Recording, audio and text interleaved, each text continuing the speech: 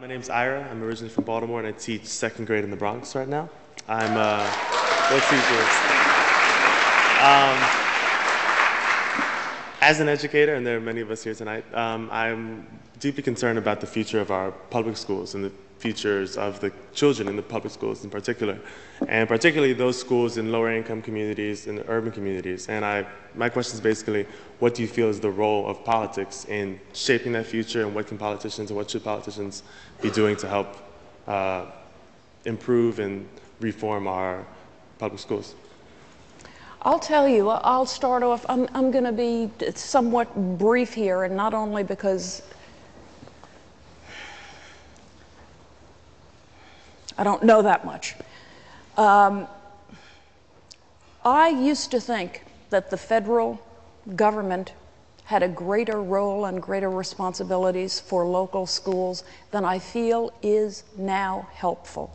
I must tell you, with the No Child Left Behind Act, with the Educational Act of this administration, which essentially is built on educational acts of previous federal governments, they are turning our kids into little test-taking machines.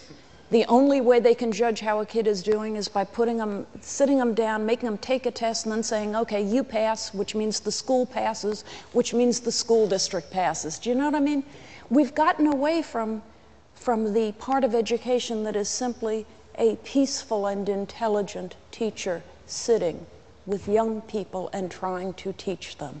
It's all gotten, I think, too complicated. Do the schools need more money? Yes, they always have in my entire lifetime.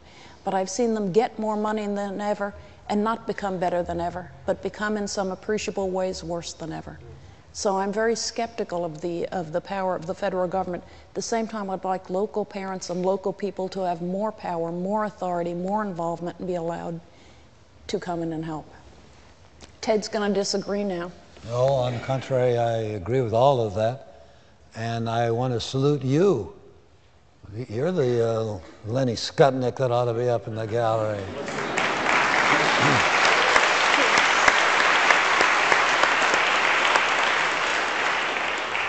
The sad truth is we need far more teachers in our public schools, and we need to pay our teachers a lot better, including those who are in the poor urban districts like you.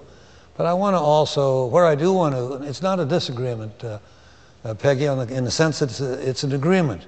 I want to just point out, and we all went through this in politics, the slickness of political nomenclature.